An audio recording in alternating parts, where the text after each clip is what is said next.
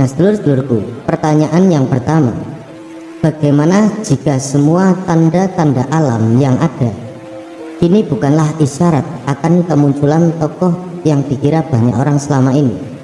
Sebut saja Satrio Piningit, Ratu Adil, Imam Mahdi, Sang Kinasih, Kalki Avatara, dan lain-lain, atau tentang akan datangnya hari kiamat, kiamat kubro, melainkan hanya sekedar pertanda akan datangnya masa pergantian zaman dari yang ketujuh Rupantoro menuju yang kedelapan Dasmu Ratoro.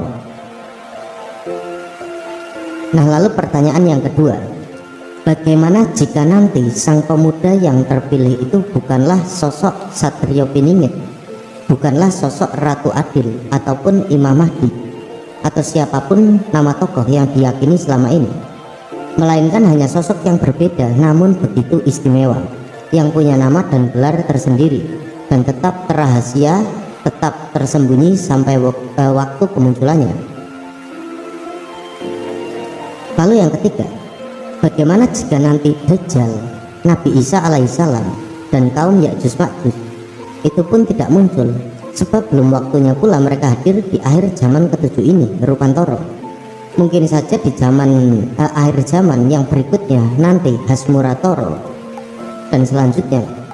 Sementara tanda-tanda yang disebutkan dalam nubuat dan ramalan para leluhur itu tetaplah sebagai kebenaran yang mutlak, tapi kini hanya sebagai ujian keimanan bagi penduduk bumi, karena ada rahasia di balik rahasia, ada kebenaran di atas kebenaran. Lalu yang keempat, bagaimana jika nanti semua peradaban yang ada ini bukannya semakin maju tetapi justru menjadi musnah, tidak bersisa oleh sebab perang yang maha dahsyat, Al-Malhamah, Al-Kubro, Armageddon, dan lain-lain, dan azab Tuhan yang teramat mengerikan. Begitu pula dengan semua bangsa dan negara yang ada di periode zaman ketujuh ini, dan hanya sebagian kecil dari manusia yang selamat, yang lain sirna, meskipun peradabannya hancur luluh karena telah diselamatkan oleh pasukan langit di waktu transisi zaman nanti. Dan mereka inilah yang akan menjadi cikal bakal generasi selanjutnya di periode zaman yang baru nanti, Hasmuratoro. Lalu yang kelima, pertanyaannya, bagaimana jika hari kiamat kubro itu masih sangat jauh menjelang dan nanti hanya akan datang hari yang bertujuan untuk memurnikan kehidupan di bumi ini lagi, atau transisi zaman? Di sini jelas tetap akan terasa sangat mengerikan dan mematikan, sehingga orang-orang akan mengira bahwa saat itulah hari kiamat, kiamat kubro, karena pada waktu itu setiap penduduk bumi akan dihakimi, keadilan benar-benar ditegakkan, dan waktunya kiamat sugro yang terbesar itu datang menyeleksi. Tak lebih dari 10% saja dari penduduk bumi ini yang selamat atau diselamatkan. Lalu pertanyaan yang keenam, bagaimanakah, apakah, benarkah, mungkinkah? Entahlah.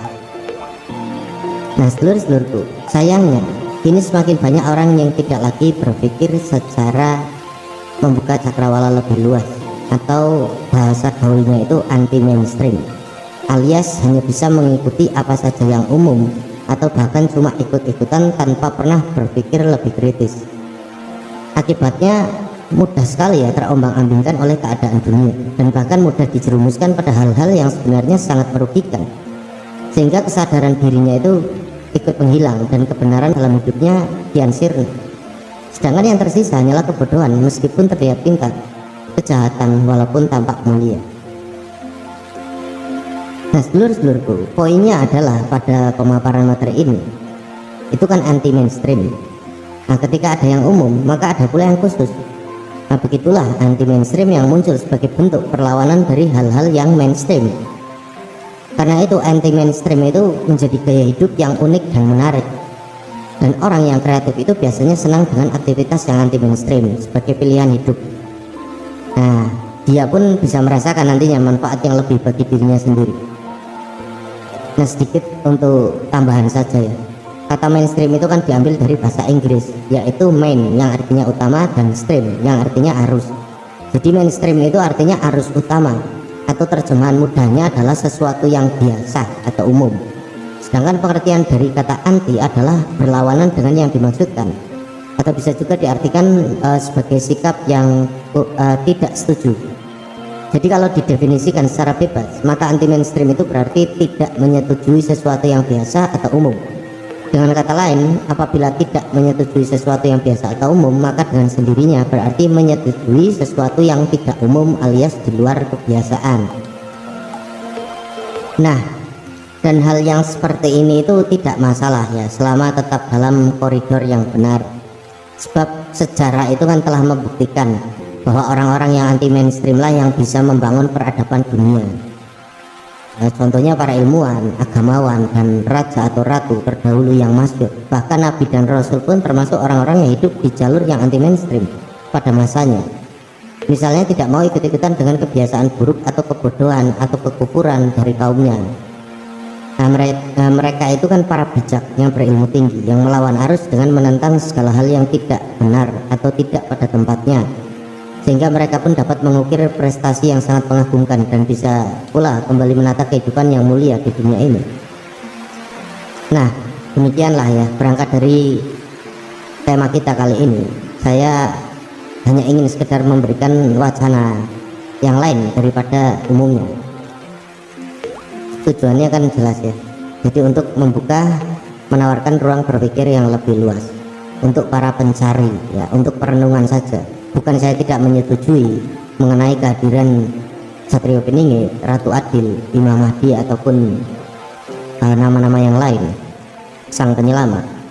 Hanya saja saya ingin mengajak saudara-saudara untuk sesekali membuka ruang berpikir cakrawala yang lebih luas untuk menjadi bahan perenungan.